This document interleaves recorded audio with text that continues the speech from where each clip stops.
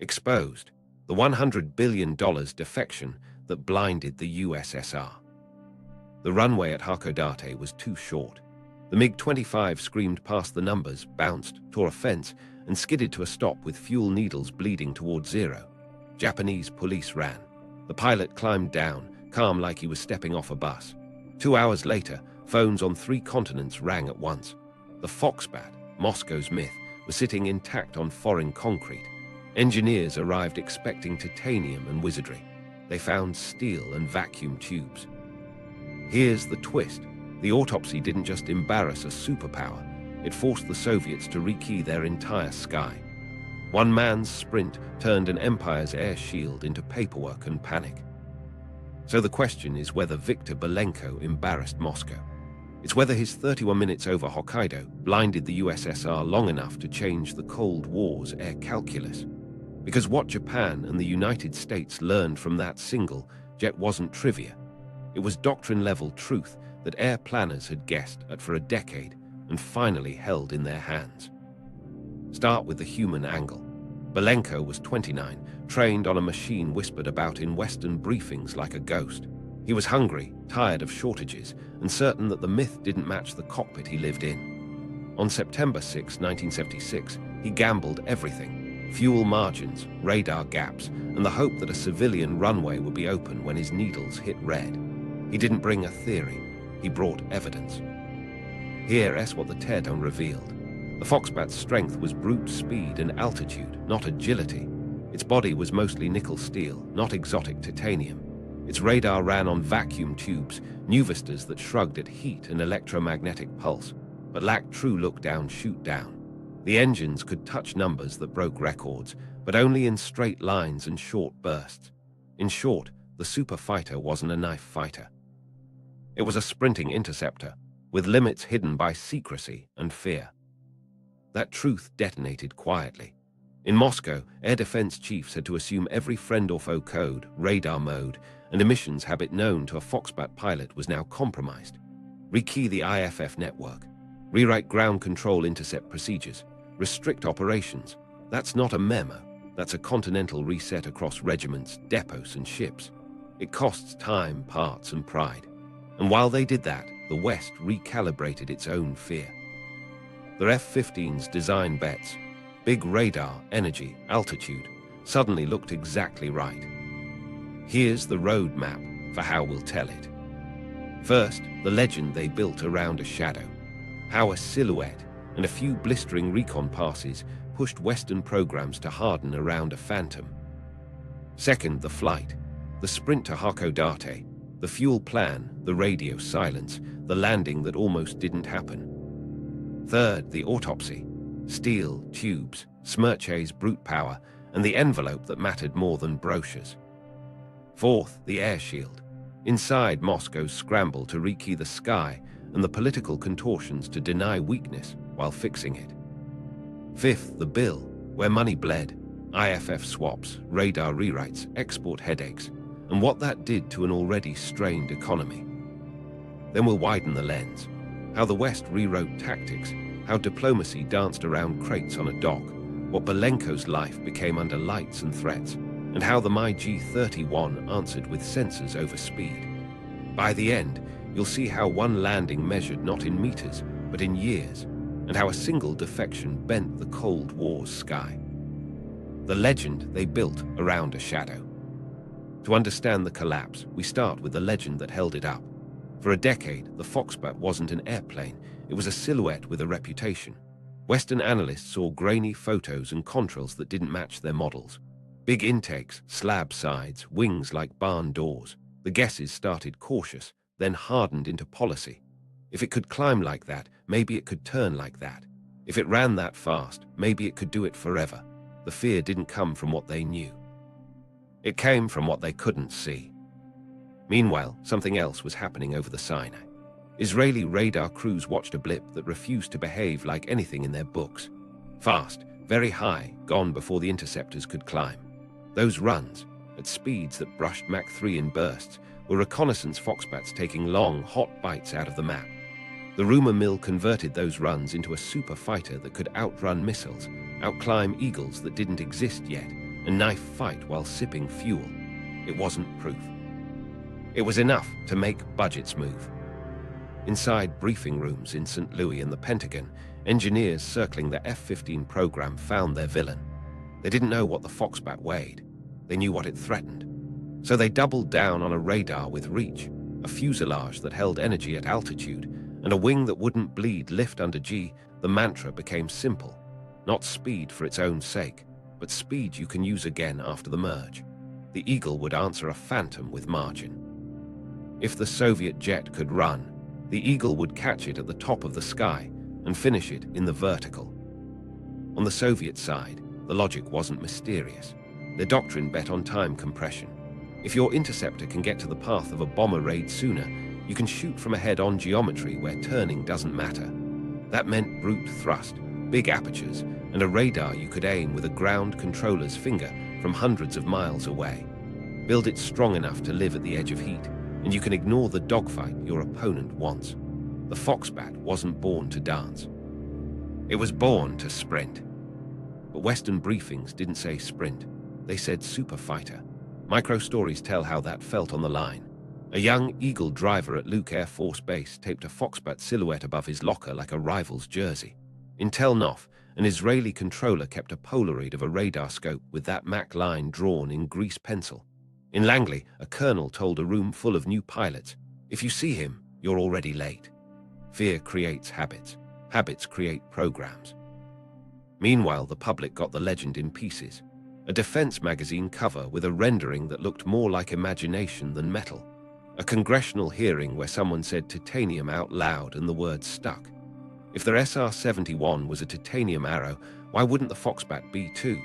No one had seen a cross-section. Everyone had seen a budget line. The myth did what myths do. It simplified. What nobody knew at the time was that the big wing wasn't about grace. It was lift for a heavy, steel airframe built to live with heat and be made in factories that could stamp steel quickly. The radar that scared people by size was full of tubes for reasons that would make sense later, tolerance to heat and electromagnetic pulse, paired with limits that would matter in a fight. But before Belenko, those details were rumors. Rumors fill with whatever fear brings. Three things turned belief into doctrine. First, speed records. The Foxbat posted altitudes and times to climb that looked like a cheat code. They were achieved in demonstrations with engines pushed beyond normal limits, but the numbers went on posters anyway. Second, reconnaissance passes. The ones that brushed the edge of Mach 3 created testimony from people who didn't exaggerate. Third, secrecy. The Soviets paraded the shape and hid the guts. People project capability into silence. In response, Western air defense rewrote parts of its playbook before anyone had a photo of a panel. Radar coverage extended higher, intercept plans added velocity gates that assumed a closing Foxbat would not turn, and missile programs got pressure to catch something fast head-on. The phrase "look down/shoot down" took on urgency. If the legend could dive to the deck and run under your radar, you needed to see low and shoot through clutter. The myth forced good engineering. Meanwhile, across the ocean, Soviet controllers built a choreography around GCI. Get the Foxbat pointed at the raid with a ground vector, let the RP-25 Smerche brute through jamming, fire head-on missiles, then leave. Not elegant. Effective against the problem set they feared. B-52s, not Eagles. But the West didn't know where the edges were, so they trained for the worst. Pilot law grew around the shadow. Don't chase it low, trap it high. If it runs hot, make it turn. Rules of thumb with no data. That's how legends work. They give you shapes to push against until reality arrives. And in September 1976, reality landed long on a Japanese runway and tore through a fence. The silhouette finally had rivets, and the fear finally had numbers. The pilot who chose to burn the map. To get why he ran, you have to sit where he sat. Viktor Belenko was 29, squadron pilot at Chugaevka, flying a machine wrapped in ceremony and shortages. The posters called it invincible. The mess line called it Tuesday, thin stew, stale bread, lectures about vigilance. On paper, the regiment was elite. In the hangars, ground crews nursed tired parts and counted tires like contraband. Pilots joked about state fuel the way farmers talk about rain. He felt the distance between parades and the ramp. Every time, a checklist met a missing tool. Disillusionment didn't arrive as a speech. It came as a stack of small frictions. Flights scrubbed because the tanker didn't show. Punishments for trivial rule breaks that strung worse than the cold. Training that repeated slogans while skipping the questions pilots asked in quiet corners. Can we really fight what they say we can? He'd flown the MiG-25 enough to know the edges. It was a rocket, not a dancer. The myth lived on posters. The airplane lived in metal. His training on the Foxbat was straightforward and narrow. Intercept profiles by ground control. Climb, accelerate, take the shot head-on, disengage. Do not dogfight, do not experiment. When a machine demands that kind of respect, you start to respect it for what it is, and doubt the people pretending it's something else. That doubt grew teeth the day a friend took a tongue lashing for a radio call that mispronounced a code word. The message was clear. Appearances mattered more than answers. Meanwhile, something else gnawed at him, ordinary life beyond the fence. He'd grown up on the promise that sacrifice led to dignity. He saw wives trading favors for meat and pilots moonlighting as fixers to get boots that fit. Propaganda said plenty. His pantry disagreed. He wasn't a philosopher. He was a man who wanted his son to eat and his work to mean what it claimed. A seed of a plan took root where plans usually do, in boredom and anger. At night, he stared at maps the way aviators do when the room is quiet. Hokkaido sat like a reachable rumor. He traced radar sites, assumed coverage cones, and did the math on fuel that made no sense unless the needle stayed honest. He folded the map and put it away. The next morning, formation briefs went on like nothing had shifted. Inside his head, everything had. There wasn't a single trigger. There was a pile, a reprimand that felt petty, a ration line that felt longer, a training sortie that ended in another lecture about ideological purity while a technician begged for sealant. He made a quiet decision in a place pilots make them, alone in a cockpit before start. Hand on a throttles, he knew better than the men who shouted slogans about them. The window was narrow. You don't steal a Foxbat the way you steal a car. You accept that its appetite sets the terms. He scanned duty rosters, weather, and the softness around supervisors who followed patterns. He chose a day when a cross-country training hop would cover a slight deviation. He rehearsed the call sign exchange, then rehearsed what it would sound like when he didn't make it. The night before, he sat in his quarters with a pencil and a small scrap of paper, numbers only he needed to see. Power settings for time to climb, fuel burn at specific Mach and altitudes, a glide distance he hoped he wouldn't measure. He burned the scrap in a tray and watched the ash curl like a wingtip vortex. Micro story. He stopped by the mess early and took bread he didn't want. He tucked it in a pocket without knowing why. People about to do something irreversible often do small, human things that anchor them. He tied his boots tight enough to hurt. He nodded to a technician and said nothing more than he always had. The sortie began normal. Taxi, run up, clearance. He rolled, rotated, and climbed into a sky that felt like a promise made in a different language. At the turn point, he didn't turn back. He pushed the throttles, leveled to hold the burn where the numbers would make Hokkaido possible, and let the radio go quiet. That silence wasn't drama, it was survival. Every mile was a bet. Fuel needles don't care about courage. Altitude buys distance. Distance buys options you're running out of. He held to a profile that traded speed for reach at the right minute, glancing at a clock he didn't trust, and a map he'd folded a dozen times. Below, patrol boats and radar sites that belonged to a different life tried to make sense of a blip that didn't behave. The approach was a thread through noise. Civilian controllers in Japan stared at a target that didn't answer questions the way targets do. He waggled wings over a runway not meant for him and saw numbers that arrived too fast. He put it down long, hard, and through a fence because physics and plans rarely shake hands. When the Foxbat stopped, his world didn't. He opened the canopy, climbed down, and met a country he didn't know with the courtesy of a man who just set his past on fire. Back at Chugaevka, phones rang. In Tokyo, a diplomatic storm gathered with cameras. In Washington, engineers smiled without showing teeth. In Moscow, a line officer stared at a wall map and knew his week had changed shape. For Belenko, the hardest part began. He'd broken a system's face. Now he had to live under the glare of the system he'd run to, debriefs, lights, questions he'd answer carefully because truth and theater share tight quarters. He'd become the man who burned the map. Now he had to prove he hadn't burned himself. The day the sky cracked, the flight to Hakodate. Stakes were simple and brutal, fuel, radar, and luck measured in minutes. The MiG-25's tanks looked huge on paper. In practice, the airplane drank like a fire. Viktor leveled early to stop the burn, holding a profile he'd memorized in the quiet, high enough to stretch distance, not so high he baked the turbines and handed every radar a neon arc. One mistake, and he wasn't arrested. He was a crater. He kept the radio dead. Silence isn't drama in a cockpit like that. It's a tactic. Ground control back home would try to paint him into a procedure. He left them nothing to argue with. At altitude, the Foxbat flew like what it was, a spear. The needles slid in the rhythm he'd expected, a hair worse when the headwind didn't quite match the forecast he'd guessed at. He eased power a sliver, knowing each click on the throttle bought yards at the cost of options later. Meanwhile, Japanese controllers saw a fast intruder appear from nowhere, high and uncooperative. The first call went out on guard. Nothing.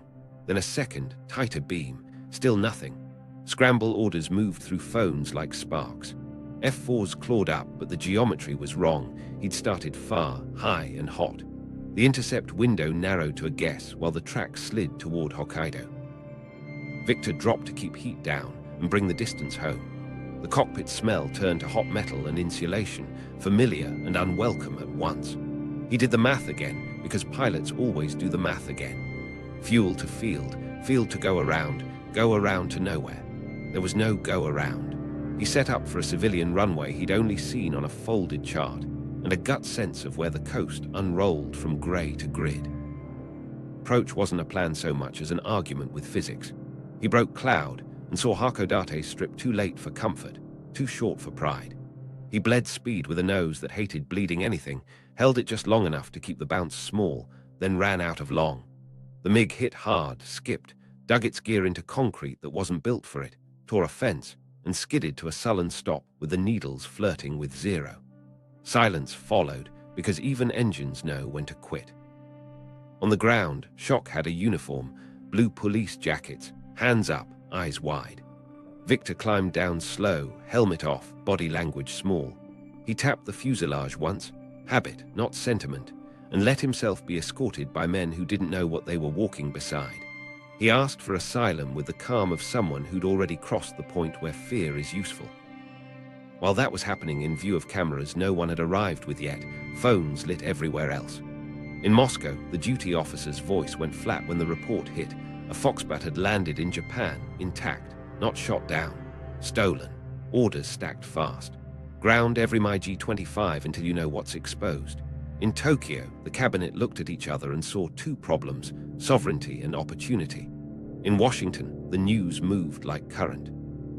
Keep it quiet, keep it careful, get people on the next flight to observe, measure, memorize.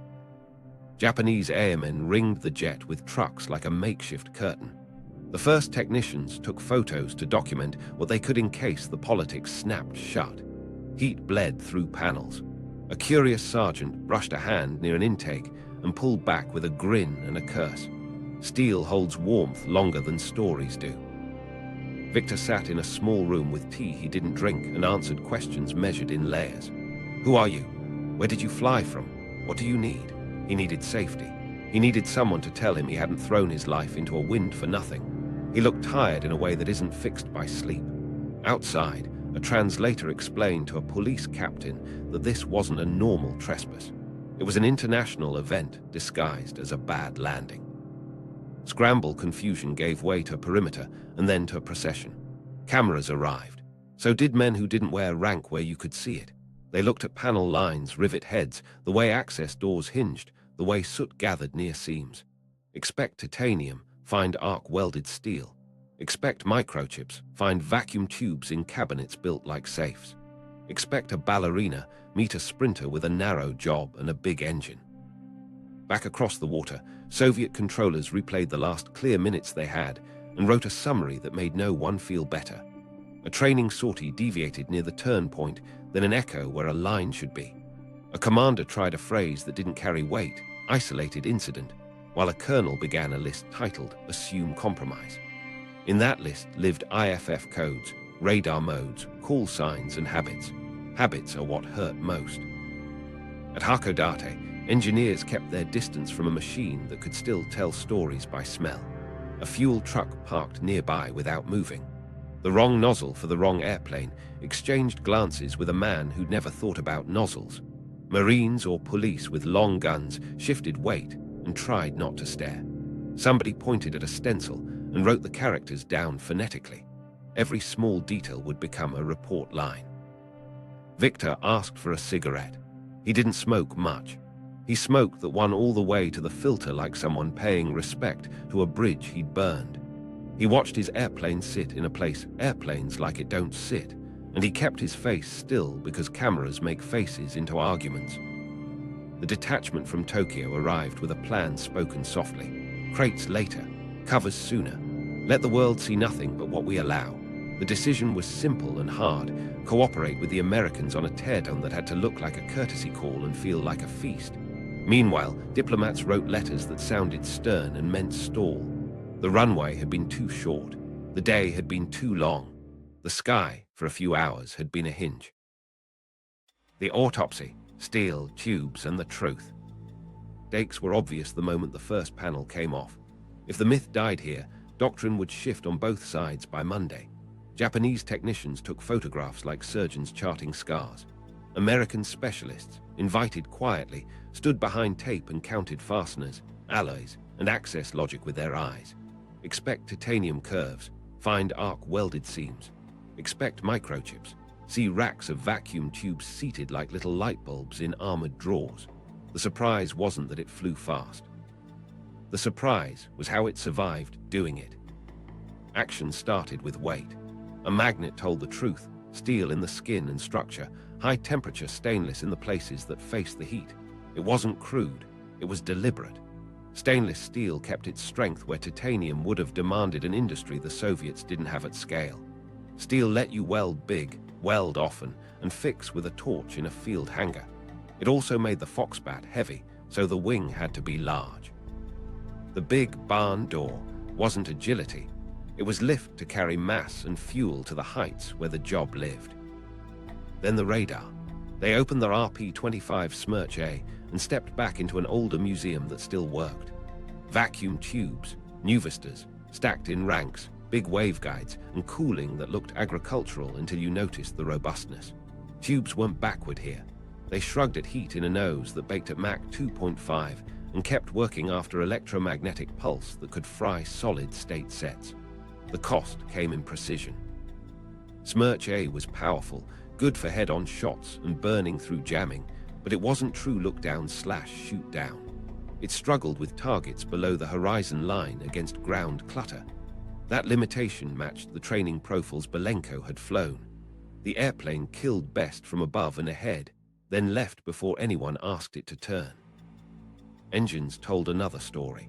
The Tumansky R-15s were big, thirsty, and angry pieces of plumbing designed for moments, not minutes. They could push the airframe into record books in a straight line and short burst, but they also heated quickly enough that extended runs at the edge risked the turbine blades. Western analysts scribbled a note they'd highlight later. Pick your moments. The Foxbat did. It sprinted to the intercept, not around it. They crawled the intakes and found variable ramps that spoke one word: speed. The transitions were built to keep the shock where it belonged at high Mach. Elegant in function, heavy in execution. The canopy told heat truth too, thick, heat-resistant panes that distorted a little at the edges. Good enough to live up there, not a cockpit you'd want for a knife fight. Meanwhile, avionics racks looked like appliances designed to be yanked by a corporal with mittens. Quick pins, heavy looms, labels stamped for clarity. Maintenance had been an architect. In Siberia at -30, a MiG tech could swap a bad module with gloves on and a lantern. That explained the reliability photos didn't show. It also explained the airplane's narrow job. Everything served the sprint and the shot. Human reactions echoed through the hangar. An engineer expecting titanium shook his head and grinned, not at Soviet failure but at Soviet style. They built exactly what they needed to win their timing problem, he said softly, writing it down. Another noted the fastener patterns, oversized, forgiving of rough handling, and understood the logistics chain behind the jet. The airplane wasn't fragile. It was blunt. Blunt can be brilliant. Parallel notes went up a chain. The big wing meant high dynamic pressure loads. Don't expect sustained high G turns without bleeding energy.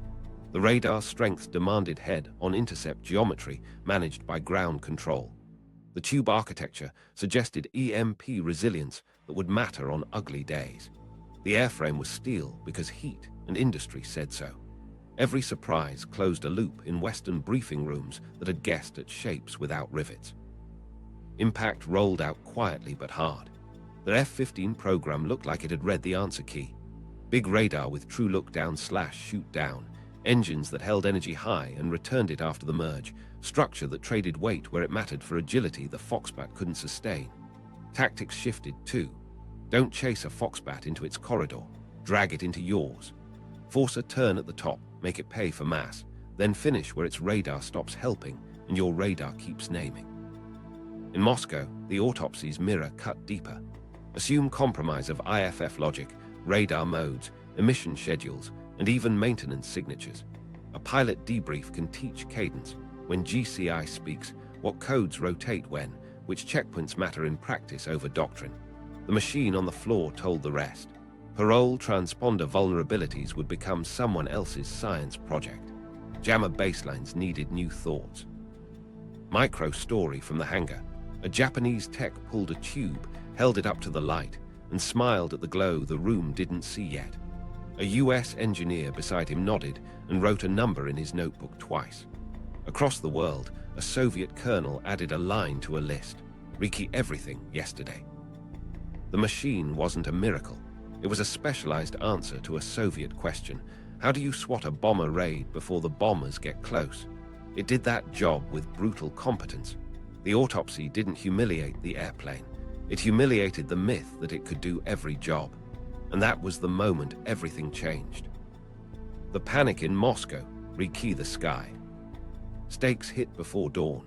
A duty officer laid a paper on a general's desk and didn't leave. A MiG-25 had landed in Japan intact. The order that followed wasn't rhetorical. Assume compromise of everything a Foxbat pilot touched. IFF, radar modes, emissions discipline, GCI phraseology, even maintenance signatures. If you hesitate, you fly blind in your own sky. Action started with a message that felt like a siren without sound. Ground all MiG-25 units pending inspection. Parol IFF codes frozen, then flushed. New key loads issued on emergency schedule, couriered in sealed pouches to air regiments, SAM brigades, and fleet aviation detachments. Every radar site that could query a friend now had to be taught a new language overnight. A colonel drew a map and realized the language touched the continent. Air defense districts pushed orders down like avalanche. Transponder logic in interceptors, bombers, transports, and helicopters would be rotated in cascades to keep the net alive while it changed. Mobile teams packed test sets, code plugs, paper logs, and a thermos, then rode trucks that didn't stop for red lights. At regiment level, maintenance chiefs dragged folding tables into hangars, sorted keying material by tail number, and assigned crews to aircraft in rows. This wasn't theory. It was hands on tin in cold air. Meanwhile, GCI units rewrote checklists. Controller phraseology trimmed to remove tells a debriefer might have memorized. Emissions schedules, when a site lit its main lobe, when it swept at high PRF, shifted by plan instead of habit. Jammers that had trained against a known Foxbat radar now had to assume their countermeasures were filed in a cabinet in Tokyo. An engineer in Kalinin typed a new burn schedule and ate a sandwich standing up. Impact rippled fast and ugly. Squadrons that were supposed to be flying training profiles sat on chocks waiting for a sergeant with a canvas satchel and a stamp. A MiG-21 pilot taxied, received a wave down, and cut power he'd already counted as fuel burned. Paper multiplied. The IFF ledger in one regiment's safe filled in hours with signatures that used to come weekly. A supply officer stared at his form stack and made a decision. No sleep until the second wave of codes was signed for. Parallel to the hardware came fear of software, not the digital kind, procedures. Belenko knew how his regiment called its intercept geometry, the cadence of controller vectors, the way a falcon call meant turn 5 degrees, not 3.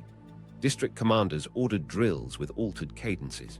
Some controllers failed the first day, reverted to old patterns on instinct, and slammed headsets down when they realized it. Habit was the enemy the letter couldn't name. Then the SAMnet. S-75, S-125, S-200 battalions lived on IFF queries. Friendly tracks that used to paint green would now blink uncertain until new keys were loaded.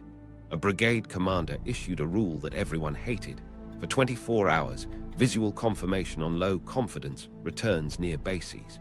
It slowed the net to a crawl and saved a friendly listen-off that wandered where it shouldn't. The crew sent a bottle later.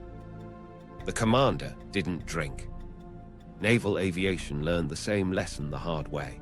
Fleet aircraft cycling through shore stations queued for rekey on ramps crowded with trucks and cables. A bare crew waited in flight gear for 3 hours while a captain argued with a clerk about missing serial numbers for key pouches. The clerk won. The crew flew the next day. Somewhere in the Pacific, a reconnaissance circuit slipped a day because ink took time to dry.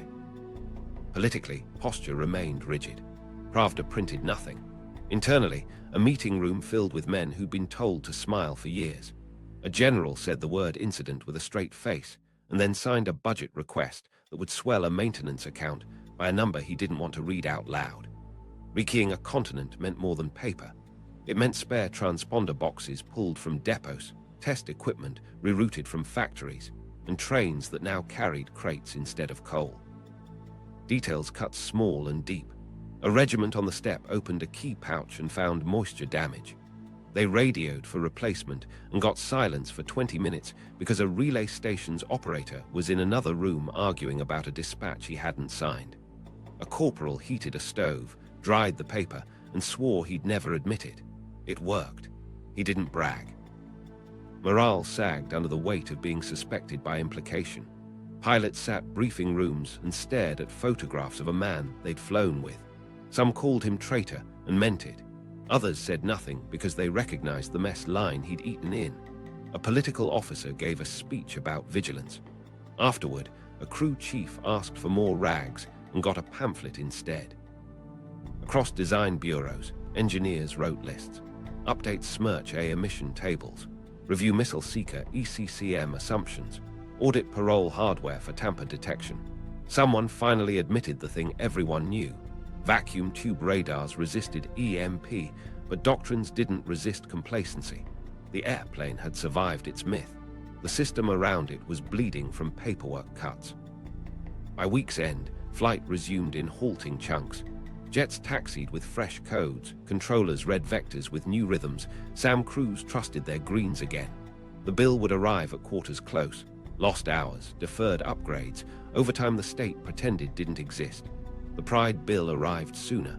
A myth had stolen time from men who didn't have much to spare. They saluted anyway. Then they went back to work. The price tag of an exposed empire. Stakes weren't theoretical. The Soviet Union walked into a currency squeeze with a military that consumed hard rubles like oxygen, and Belenko's landing turned a steady bleed into a surge. Rekeying Parol IFF wasn't a line item. It was a national chore. Every aircraft, fighters, bombers, transports, every SAM launcher, every shipborne system, every GCI node had to swap codes, verify integrity, and prove they still recognized friend from foe. Each kit meant courier runs, sealed pouches, test sets, signatures. Move that across 11 time zones and a winter that eats machines. That's not glamorous, that's labor. Action started with cost drivers you don't see in parades. Equipment first. Transponder and interrogator swaps, spares pulled forward, depot backlogs blown apart. Software without computers. Doctrine rewritten, emission schedules shuffled, frequency plans remapped, manuals reprinted and redistributed in a system that still loved carbon paper. Training next. Controllers drilled on new brevity and cadence, pilots rebriefed on procedures, Sam crews walked through fault trees to catch bad codes before they became friendly fire. Every hour spent on that was an hour not spent on tactics, not spent on upgrades, not spent on anything except recovery. Factories felt the punch. A plant slated to produce new seeker heads got a midnight order to build test gear for IFF validation. Another, tasked with radar components, diverted lines to produce replacement modules because field swaps revealed cracked solder joints that had hidden under peacetime tempo. Metal moves one direction at a time. So did budgets. When you reassign a lathe and a foreman, something else goes late. The late thing always matters to someone higher up the chain. Impact rippled into export embassies. Clients who bought Foxbat-derived systems, radars, missiles, even training packages, watched the news and asked blunt questions. Were their codes compromised too? Did their jets and SAMs need the same rekey? Would Moscow pay for it? The official answers were soothing. The quiet answers involved crates, technicians, and bills stamped brotherly. Even in friendly capitals, air defense nets slowed to change locks in sync with the mother network. Each delay came with risk and receipts. Opportunity cost, the kind that doesn't take pictures, stacked tall. Flight hours for line pilots dropped as airspace was rationed to deconflict rekey windows. Simulator time, scarce already, got chewed by emergency syllabi. A MiG-25 unit that should have been flying intercepts against a target drone spent a week taxi testing transponders and reading updated phrase books.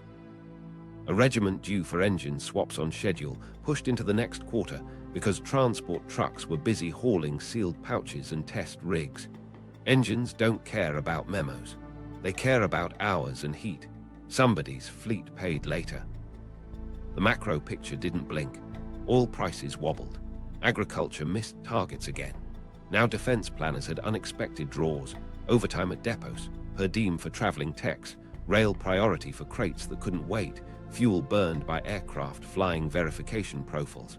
Even electricity bills rose because radar sites lit outside standard duty to confirm the net's new heartbeat. You don't see electricity in a parade either. You do see the invoice. Micro stories write the ledger in human shorthand. A captain in PVO called his wife from a payphone at a siding to say he'd be home after the last crate, whenever that is. He put his mittens back on and lifted another box of code plugs with a sergeant who'd been awake for 30 hours. A clerk in a district headquarters stamped key pouches until her wrist ached, then switched hands. In a depot outside Gorky, a foreman signed a form that pulled his best fitter onto an IFF repair bench, then walked past a half-complete radar array and didn't say what he thought. Exports took a reputational bruise that accountants feel by quarter's end. A Middle Eastern client postponed a tranche on a fighter order pending clarification, which meant pending confidence. Another customer, angling for leverage, demanded an upgrade package at discount to offset global circumstances. The sales office smiled and called it solidarity. The ministry added a footnote to an internal spreadsheet that translated to lost hard currency at a bad moment. Meanwhile, across the ocean, American and Japanese analysts translated the teardown into procurement sanity. Fear of a myth gives you one budget. Knowledge of a machine gives you another. Look down, shoot down radars moved from urgent to right. ECM programs shaped to smirch hardened in ways that matter. The F-15's cost argument sharpened because its bets were now facts. NATO air defense trimmed the panic tax. That's a price too, the price you stop paying when you stop guessing. Back in Moscow, the bill landed on desks in pieces. A line for overtime, another for spares, a third for rail priority, a quiet sum labeled field allowances. None of those numbers contained pride. All of them contained rubles. The political cost, harder to count, was paid in closed doors. Leaders who'd praised invincibility now authorized factory shifts at midnight to fix an avoidable wound. They issued talking points with one hand and signed requisitions with the other. The final tally never appeared in a paper. It appeared in the shape of a year, planned upgrades deferred, training tempo bent, export promises renegotiated, and a doctrine that learned the wrong lesson the right way. The sky stayed defended. It just cost more to believe it, and the myth that once bought Moscow time now charged compound interest. How the West rewrote the fight because of one jet. Stakes were clear the minute the panels came off in Hakodate. If the Foxbat was a sprinter with a narrow kill geometry, then the Eagle wasn't overbuilt, it was tuned. The F-15's big radar, the engines that held energy at altitude, the wing that paid you back after the pull, all of it fit the truth on the hangar floor. The fear hardened into confidence, but not arrogance. Now the question was how to use it. Action began in squadron classrooms before it hit the sky. Briefings got sharper. Don't chase speed, trap it. Eagle drivers drilled altitude traps set to force a turn at the top where mass punishes ambition. They practiced vertical scissors not as art, but as arithmetic. If a Foxbat pitched into you head-on, you forced him past the merge and made him pay in the climb. If he ran, you didn't follow him downhill. You pressed him uphill until he bled. Tactics that had been theory got names, timings, and kneeboard cards. Radar doctrine shifted, too. Look down / shoot down moved from a brochure line to a religion. AWACS controllers learned to feed targets into Eagle radars at angles that minimized clutter, then let the F-15's turn range into angles the Smerch A struggled to hold. Pulse Doppler sets, once justified by possibility, were validated by the Autopsy. Controllers talked to pilots in brackets. Hold 35 high, cut him at the top, and the intercept felt less like a chase and more like a box closing. ECM shops got busy. They trained against worst-case guesses. Now they tuned to knowns. Jammers tailored to Smerch A's burn-through behavior pulsed in rhythms that forced false ranges or broke single-target track just long enough to ruin a head-on shot. Pilots stopped treating the switchology as insurance and started treating it as a weapon. A micro-story traveled fast. An Eagle demo over the range forced a radar break at the exact moment a simulated Foxbat needed a stable cue. The tape made the rounds with a new label: timing is survival. Meanwhile, weapons officers took the myth apart in the one place that matters: weapon assignments. Long sticks for the head-on burn, heaters for the finish when the fight got slow at the top. A pilot's kneeboard card now carried ranges in 3 columns: pure pursuit lie, lead pursuit truth. Don't take this shot. The rule wasn't magic. It was modest. Make him turn, then make him choose between heat and hope. Air defense planners rewrote the grid. High-altitude lanes that had been pass-throughs turned into traps with Eagles stacked above and behind. AWACS tracks layered so that a Foxbat diving to break radar lost the advantage. The intercepts were built like puzzles. If he drops, you see him. If he climbs, you own him. Even tanker tracks shifted to keep Eagles topped at altitudes where the vertical game paid. Logistics masqueraded as tactics. On deck, maintenance learned to feed the new tempo. Engine crews sharpened hot section swaps to keep thrust where the plan lived. Radar shops calibrated to the exact Doppler bins where look down mattered most. The Autopsy had said the Soviet machine was serviceable by a corporal with mittens. The Eagle replied by becoming predictable under pressure. Predictable is power. Parallel to the fighter work, bomber defense plans hardened. If the Foxbat's doctrine was head-on raid swatting, then keeping the raid low and dirty mattered. B-52 crews trained ingress profiles built to make Smerch A chase ghosts.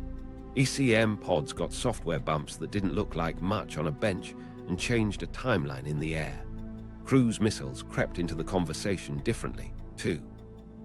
If the Foxbat looked up well and looked down poorly, then feeding it low targets in clutter got even more attractive. Strategy isn't always grand. Sometimes it's a list with boxes checked. NATO learned by osmosis. Air forces from Norway to Turkey ran intercept drills against target drones flown like Foxbats, straight, fast, limited turns, and practiced the same vertical traps. A Dutch controller's note summed it up clean: do not pursue the boast, pursue the weakness. That sentence found its way into PowerPoints without attribution because it didn't need a name to be true. Impact came quiet but deep. The Eagle community's swagger got replaced by a practice calm. They weren't chasing a monster anymore. They were baiting a specialist into a generalist's fight. The first times it worked for real, foreign jets probed, turned away, and learned the new geometry. The tapes didn't leak. They didn't need to. Word moves in this world without headlines. Micro moments wrote the change into muscle. An instructor at Kadena circled the warning on a whiteboard. Do not go low after him. A lieutenant crossed it out once in a sim, got killed, and never crossed it out again. An AWACS controller practiced saying less at the right second, giving a pilot 3 words, cut, too high, instead of a paragraph. The pilot said later it was the best call he'd never asked for. Meanwhile, procurement sanity followed tactics. Budgets that had bent around a phantom straightened around reality. More AWACS hours, more range time for look-down radars, ECM pods wired to talk to fighter sets without a translator. The myth had funded a lot of metal. The truth refined how that metal flew. That's what one jet did. It didn't make the Eagle inevitable. It made the Eagle's bets pay daily interest. It didn't end fear. It turned fear into timing. And across a decade where seconds mattered, the West learned to measure them with a sprinter's clock and a wrestler's grip. The diplomatic knife edge. Japan, the USSR, and the US. Stakes landed before sunrise in Tokyo. Sovereignty on one hand, secrets on the other, and a Soviet state asset sitting on civilian concrete like a dare. Japan had a legal problem wrapped around a strategic gift. The aircraft had violated airspace and endangered traffic. The pilot had asked for asylum. The neighbor demanding return wasn't patient or gentle, and the ally calling from across the Pacific didn't have time for niceties. Every phone call started with "understand our position" and ended with "decide fast." Action began with containment. The runway became a cordon. Trucks ringed the Foxbat. Cameras were allowed to see distance, not detail. Police held the line while Air Self-Defense Force officers wrote a script for the first hours. Document, cool, protect. No fuel, no power, no careless hands. Inside the cabinet, the first meeting was restrained the way only panic under diplomacy can be. Prime Minister's staff weighed treaty language against flightline opportunity. The United States offered technical assistance that didn't need explaining. The Soviet embassy demanded immediate return of a forced landing aircraft and kidnapped officer. The word choices were deliberate and loud. Japan's move was to slow time without admitting it. They framed the issue as aviation safety, then as asylum law, then as bilateral consultation. That sequencing bought hours the Americans filled with flights and experts who arrived as observers and turned into note-takers with long memories. A quiet agreement shaped the perimeter. Japan would maintain custody, control access, and keep the optics tidy. US specialists, under Japanese lead, would inspect what safety demanded. Nothing like the word teardown would appear on paper. Everything like a teardown would happen by flashlight and clipboard. Meanwhile, the Soviet note grew sharper. Moscow insisted on overflight rights for a recovery team, public apologies, and access to the pilot. Japan denied the first, delayed the second, and made the third conditional on protocol the Soviets wouldn't accept. In back channels, a compromise took shape. The aircraft would be returned promptly after necessary safety evaluation. The pilot's asylum claim would be processed under Japanese law. Moscow would protest. Tokyo would listen. Washington would keep working. Impact arrived in choreography. At Hakodate, tarps appeared and vanished as weather demanded and cameras allowed. Panels came off and went back on in an order that looked like maintenance and read like intelligence. Measurements were taken by hands in Japanese gloves with American eyes nearby. Labels were sketched, bolt patterns traced, radar bay dimensions memorized. A translator stood between an officer and a technician and rendered, "Please be careful," into something that meant, "Get everything you can without leaving fingerprints." Parallel to the wrenching, diplomacy performed. Press briefings used the same 4 words: safety, procedure, sovereignty, neighborliness, until they lost taste. The Soviet ambassador delivered protests with theatrical clarity. The Japanese foreign minister responded with patience and citations. The US embassy said almost nothing in public and everything in private. A micro moment in a corridor told the truth. An American attaché passed a folded paper with times and serials to a Japanese counterpart who didn't look down until the door closed. Then came the return. Crates were built to fit what would no longer be inside. The Foxbat was disassembled under Japanese supervision to a level justified by transport and painted as courtesy. Missing items, radio modules, a handful of tubes, samples of fasteners, a sliver of intake were filed under removed for safety inspection. The ship carrying the box jet left a dock lined with cameras that saw stencils and wood. The Soviets got back an airplane that would fly again after a long time in a hangar with men who never forgave the insult. The loss couldn't be undone. The knowledge had already moved. Viktor's fate threaded the same needle. Japan refused immediate Soviet access, citing asylum procedure. The United States stepped in with the word parole and a path to a base where lights were bright and questions were organized. The interviews in Tokyo's back rooms were polite, thorough, and relentless in the way only professionals can be. The cover story remained intact. Asylum review, humane treatment, future resolution. The resolution arrived quickly. Belenko departed quietly under US care, bound for a life that would be louder than he wanted. Moscow called it abduction. Tokyo called it lawful processing. Washington called it Tuesday. The US-Japan intelligence relationship hardened in those days into something you could lean on. Joint handling at the edge of law-created trust that outlived the headlines. Procedures were written where none had existed. Boundaries were tested and then signed. The lesson was simple: manage optics tightly, share substance quietly, and never let the picture become the policy. In the aftermath, each capital wrote its own story. Moscow told citizens the Foxbat had been forced down and returned, the traitor denounced, the sky intact. Tokyo told voters they defended sovereignty and followed law, even under pressure. Washington didn't tell much of anything, and didn't need to. In a decade full of loud weapons, this was a victory measured in whispers and crates. The man after the myth, Belenko's new life. Stakes didn't shrink when the cameras left. They shifted. Viktor stepped into a world that had wanted his airplane and now had to live with the man who brought it. Asylum was granted, fast and quiet, under a name that wasn't his. Then came the rooms, windowless, bright, clean, where the questions were patient and relentless. Not interrogation, translation. From squadron routines to base wiring, from controller slang to the way a chief yelled at a crew chief on a bad morning. He gave them the pattern beneath the procedures. Action looked like logistics. He moved between safe houses and safe cars with curtains in their back windows, ate well for the first time in months, and learned the choreography of protection. Never the same route twice, never the same store on consecutive days, never let a routine form around you. A case officer taught him how to stand in a checkout line without being remembered. A tech wiped down a phone after every call. He learned the way an American refrigerator hums at night and still woke at 3:00 a.m. because old clocks don't surrender on command. The first time he walked into an American grocery store, he froze.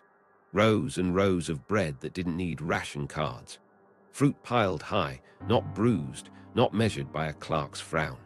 He later said he thought it was staged because it felt like theater. That shock cut both ways. A handler watched him stare at cereal and understood that debriefing had to cover more than radars. Meanwhile, lawyers and publicists circled the story he hadn't meant to carry. There would be a book. There would be television. He bristled and then cooperated. MiG pilot landed on shelves with his name and a ghostwriter's cadence. He toured, spoke in English wrapped in careful pauses, and answered the same 3 questions everywhere. Why did you run? What was the MiG-25 really like? Are you afraid?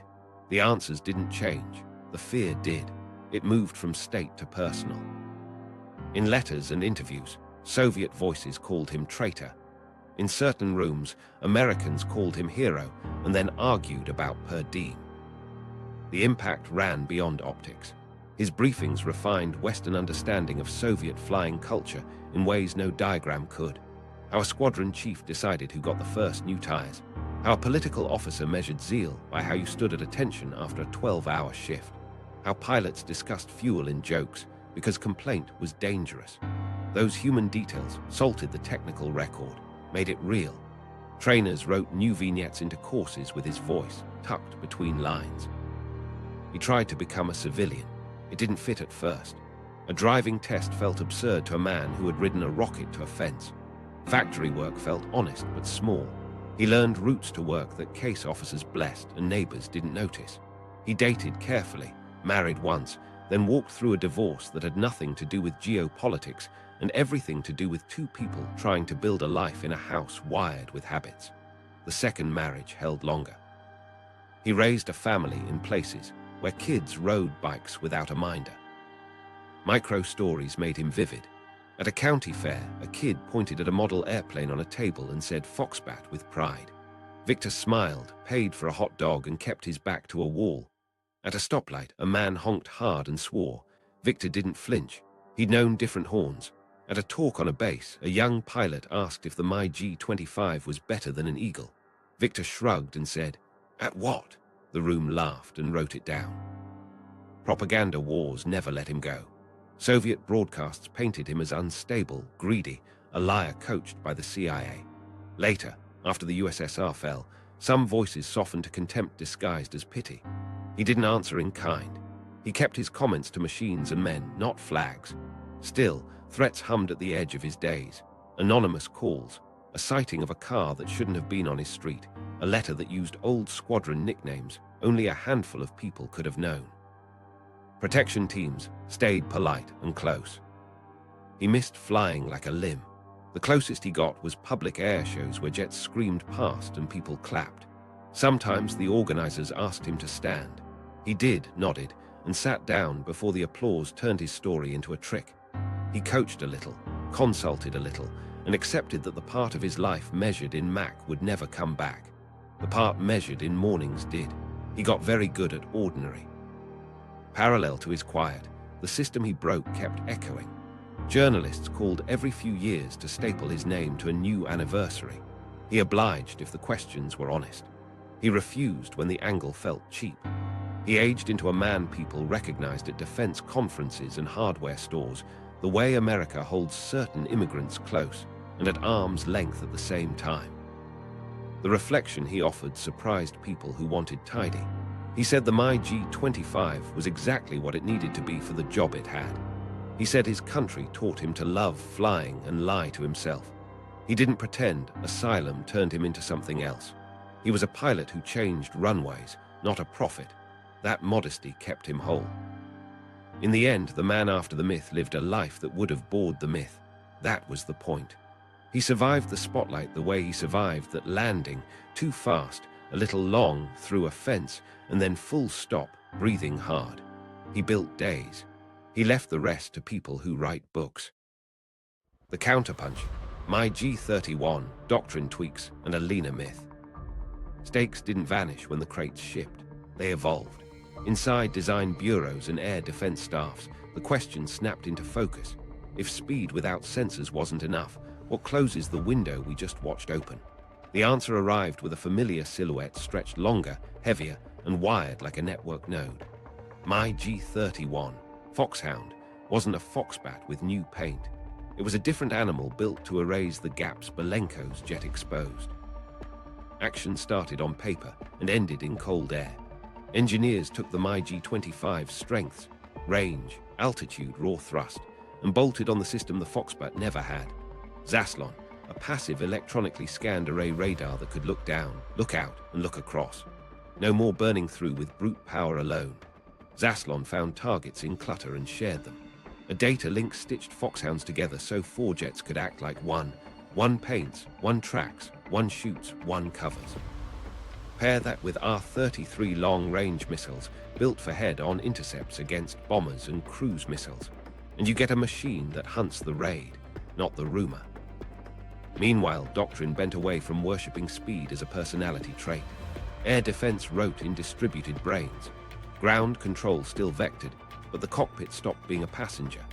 MiG-31 crews, 2 seats now, pilot and weapons systems officer, managed a slice of sky as if it were their own radar station. They could sanitize corridors ahead of bombers, pick cruise missiles out of the Earth's background, and hand targets forward like relay runners. The fix was faster. It was smarter, longer, and shared.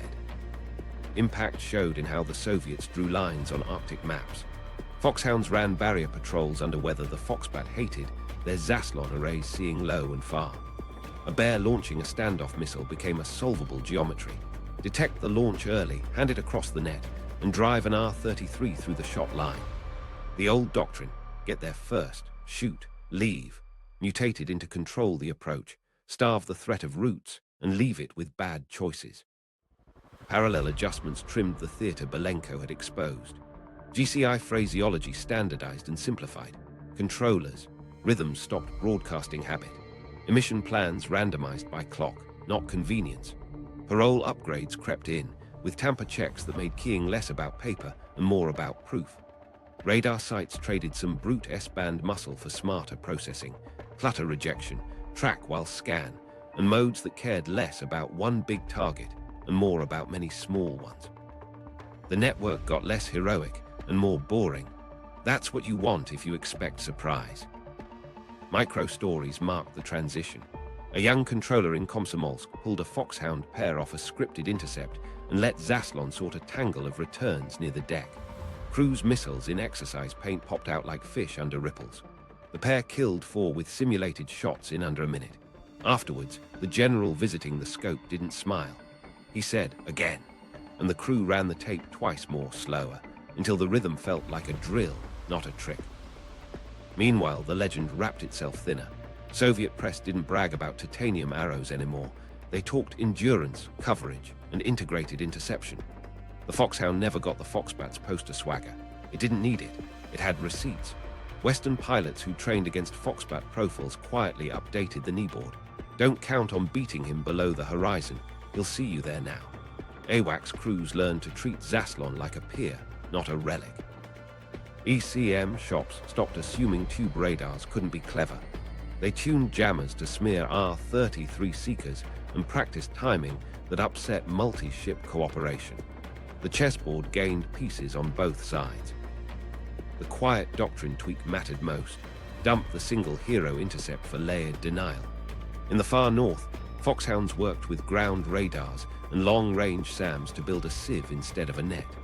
Gaps closed by overlap, not by sprint. A raid that threaded Foxbat seems found my G-31s waiting where seams used to be. Even the training syllabus admitted what the Foxbat couldn't say out loud. The dogfight wasn't your job. The picture was. Crews studied signal processing as hard as airspeed. Industry learned the lesson, too. Maintenance on the My G-31 took the Foxbat's brutal serviceability and added modularity that respected the new brain. Quick swap arrays, line-replaceable units you didn't need a saint to align, and diagnostics that told a sergeant what to pull without a prayer. The airplane stayed Siberia-proof, but got less sledgehammer and more socket set. A leaner myth replaced the old one. No cape, no secrets about metal. Just a long-range, 2-seat interceptor that could carry a radar the size of a coffee table, talk to its friends, and kill far. Western planners respected that because respect keeps you honest. The Eagle's playbook shifted again. Press him to the edge of his missile envelope, force him to commit before the net closes, and never assume he's alone. Pull back and you see the counterpunch clearly. Belenko's defection killed the idea that speed proves everything. The Soviet answer didn't pretend otherwise. They built reach into sensors, intelligence into cockpits, and patience into doctrine. A myth got smaller, the system got bigger, and the sky, for a while, got harder to cheat. The ledger, did this single flight bend the Cold War? Stakes first, causality versus correlation. One jet lands long in Hakodate, and it feels like a crack in a wall. But did it bend the decade, or just expose where the wall was already shifting? The only honest way to answer is the ledger. Costs paid, advantages banked, timelines moved, and the friction added to every plan that touched the sky. Action looks like a tally board in 3 columns.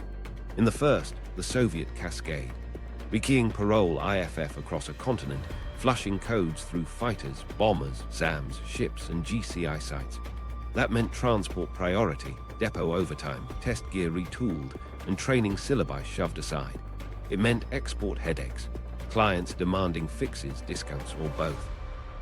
It meant deferred programs, engines that should have hit benches, radars that should have reached ranges, Pushed to next quarter because trucks carried pouches instead of spares.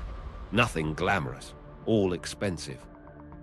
In the second column, doctrine recalibration. The Foxbat's autopsy killed the idea that speed carries a fight by itself. PVO learned it the hard way. Phraseology tightened, emission plans randomized, ground control rhythms cleaned of tells. The Counterpunch, MiG-31, Zaslon, R-33 and data links wasn't a luxury. It was the bill labeled integrate or bleed. That required money, factories, crews trained to manage pictures instead of sprints, and a quiet admission that the old choreography needed a new score. In the third, the West's lift. Their F-15 program, already shaped by fear of a shadow, got cold proof it was tuned to the real airplane. Tactics matured fast. Altitude traps, look down / shoot down as religion, ECM timed to the Smirch A's habits. AWACS doctrine settled into a geometry the Foxbat didn't own. Procurement straightened, fewer panic buys, more deliberate upgrades to sensors and networks that paid every day. Confidence replaced myth. That saves money and lives, which are the same commodity in planning rooms. Impact isn't just line items, it's timelines. Air defense modernization in the USSR shifted left. Radar processing that filtered clutter, IFF tamper checks, standardized controller cadence. The export bruise thinned the hard currency cushion while oil and agriculture bobbled. In NATO, the confidence bump arrived as options. You can plan when the unknown shrinks. Options bend history more quietly than headlines do. Parallel to the numbers sits something harder to price: reputation. Moscow paraded invincibility. Belenko made them admit vulnerability by wrench and crate. Allies watched. Clients watched. Crews in regiments felt the whiplash between slogans and re-key drills. That friction makes later decisions slower or louder or both. In Washington and Tokyo, a joint handling under pressure became muscle memory. That's a capability you can't procure after the fact. You either earn it in a week like this or you don't. Micro stories belong in the ledger because they measure cost honestly. A Soviet district sent a captain across 3 bases with a canvas satchel while his squadron's flight hours rotted on the ramp. An American weapons officer rewrote a kneeboard card that cut a second off a timing call. A year later, a crew lived inside that second. A Japanese official signed a bland form that let a panel come off cleanly and moved a whole alliance 2 inches closer. So did this flight bend the Cold War? Here's the twist. It didn't flip the board. It tightened the screws that held it together and shifted weight to the side that could turn knowledge into procedure fastest. The USSR paid in rubles, hours, and pride to protect a network suddenly suspect. The West paid attention and stopped paying the fear tax. Both sides learned. Only one turned learning into tempo with fewer self-inflicted wounds. What nobody knew at the time was how much a single clean sample accelerates the curve. Without it, myths linger. With it, engineers sleep less and fix more. The Eagles' bets paid interest. The Foxhound's heirs arrived sooner. NATO controllers spoke shorter. Soviet controllers spoke cleaner. The ledger isn't romantic. It says, one decision created 1,000 small obligations on one side and 1,000 small advantages on the other. Those add up. There's a counter-argument that matters. Industrial gravity and oil prices were always going to squeeze Moscow. True, but leaks hurt most when the ship is already heavy. Belenko didn't sink an empire. He made it pay cash fast, in a currency it was running short of, time with the lights on. He didn't gift the West invincibility. He gave it clarity. Clarity is cheap in procurement slides and priceless in cockpits. Meaning lives at the edge of math and morale. Exposing a lie doesn't change the missile counts. It changes how people hold a throttle and a pen. It makes a planner shave risk where he used to bluff. It makes a crew chief say again on a test that catches a fault at noon instead of midnight. Myth busting as strategy isn't fireworks. It's less friction every day you have to move metal. That is how a single flight bends a war you never declare. The long echo. Lessons written into modern Airpower. Stakes today aren't flyers on posters or silhouettes on a wall. They're budgets, calendars, software loads, and 1,000 small choices that either add slack or shave seconds. The echo from Hakodate sounds like this. Validate the fear before you fund it. Build for the fight you can prove, not the rumor you admire. Their F-15's lesson wasn't glory. It was a process. Intelligence first, then engineering, then tactics, then doctrine, then procurement that feeds the loop instead of worshipping it. Action carries forward in quiet pivots. Radars that matter now don't brag wattage. They sell discrimination. Look down filters that turn background into a canvas where the target draws itself. Electronic warfare stopped being a box and became a conversation. Deceive here, blind there, record everywhere. Then feed it back into libraries that update by Thursday, not next fiscal. Data links grew up. Fighters, AWACS, ground radars, and shooters draw a shared picture instead of narrating their own. The Foxhound's network logic became everyone's baseline. Don't sprint alone if you can herd together. Meanwhile, fleets learn to assume compromise and build muscles that flex faster than leaks. Keys rotate like tides. IFF refresh isn't a scandal, it's hygiene. Emission plans randomize without drama. Controller cadence trains like music, count, rest, sync, so tells don't harden into habits. The people who watched Belenko's fallout wrote institutional muscle memory. When the system changes, the change itself is the drill. Impact stretches past metal. Programs now gate funding on truth. Hypersonics. Prove the window and the kill chain, not the rendering. Stealth. Measure the frequencies and the angles that break you, then show a test card that fixes it. Drones and attritables. Don't just swarm, decide. Autonomy buys scale only if the behavior respects clutter. Every line item answers the same quiet question Hakodate asked. Can you do what you say when the sky argues back? Parallel lines run into space and cyber because air is now a stack, not a silo. Satellites cue fighters on movers. Fighters cue missiles on arcs that didn't exist a decade ago. Jammers write in ones and zeros as often as they shout in decibels. The lesson holds. Build layers that fail soft and degrade graceful. If a satellite goes blind, a high-alt UAS picks the bead. If a link gets dirty, the formation breaks into cells that know what to do without a sermon. The picture stays alive because fragility isn't a plan. Micro-stories carry the echo like pocket talismans. A weapons officer scratches out a briefing line that says unknown and replaces it with untested, schedule range time. A maintainer tapes a note inside a panel. Trust the checklist, not your eyes, because looks smooth isn't locked. A controller cuts 3 words from a call and saves a pilot a heartbeat that matters when timing matters. It's unromantic. It's how jets come home. Meanwhile, adversaries aren't slow. Lessons cut both ways. Foxhound logic shows up on other radars with different names. Long-range missiles carry smarter seekers. Decoys look like friends at bad angles. The answer isn't new adjectives, it's relentless iteration. Patch, fly, debrief, patch again, then ship the patch across the ocean without waiting for a ceremony. The myth tax you stop paying becomes fuel for the update cycle you can't skip. Doctrine writes humility in the margins now. Don't chase a threat shape, chase its behavior. If it sprints, make it turn. If it hides low, pull it up. If it kills far, blind its shot line.